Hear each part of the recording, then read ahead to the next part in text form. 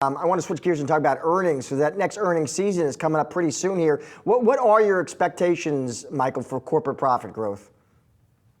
So, I think we're going to see more of the same, which is that larger companies' earnings will continue to be more or less resilient, led by the larger companies, not just seven stocks, but just in general, companies with better economies of scale and more efficiencies. And on the flip side, when we look at mid-cap stocks or small cap stocks, we believe we'll continue to see their earnings disappoint.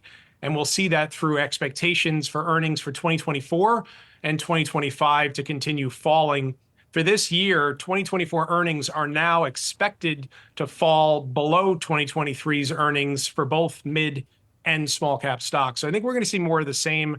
Last week, we got the NFIB Small Business Survey that comes out each month, and their actual earnings fell to the lowest levels in about 15 years. So I think there's still a lot of bifurcation in this economy, and that's ultimately why the Fed, I think, is going to cut. So more of the same when it comes to earnings. You mentioned larger companies with better scale. Do you have specific names that you're watching that we could see more of an outperformance? Well, what we're looking for now, so we've been bullish all year up until the beginning of August on the view that softer employment data and moderating inflation data would be really good for equities, and lower rates would pull stocks higher.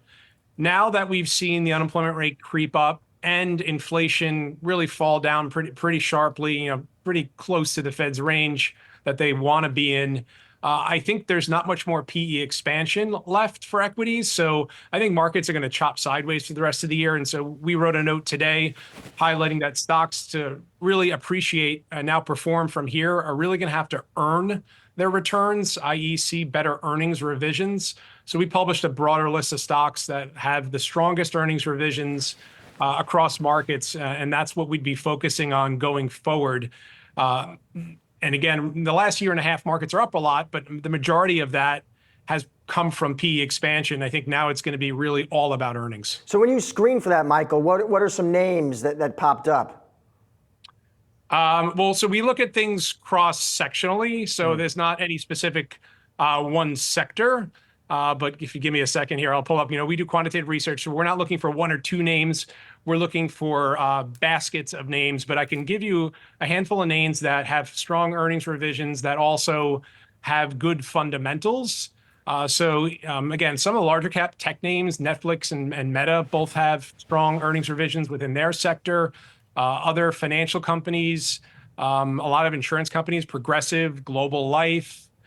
Within some of the more industrial spaces, Wabtec, building products like Trane Technologies, that's ticker TT, and then some utilities, which has been my favorite sector, NRG Energy and American Waterworks. They all screen for stocks. They all screen for having the strongest revisions within their respective sectors. Finally, Michael, get you out of here on this. Looming election. Your clients come to you, Michael. They're long-term investors. They say, how much should I be focusing on this, Michael? Should I be tweaking my portfolio? You say what? Well, I don't think right now, and there's very idiosyncratic bets investors will be taking in the energy space, EV space, healthcare, and the healthcare space that tend to get whipped around, that are where policies are most polarized between the two candidates. But as of now, our policy team still think that it's a coin toss in terms of who's going to win. And I think ultimately, when our policy team polled clients, the answer for the best market backdrop that they said would be a Harris win with a split Congress. So not getting any kind of some of those more extreme tax hikes, corporate, personal, and with Trump not in office, not getting huge tariff increases, which he could do unilaterally. All right, we'll wait and see. Michael, thanks as always for joining the show. Appreciate it. All right, thanks, guys.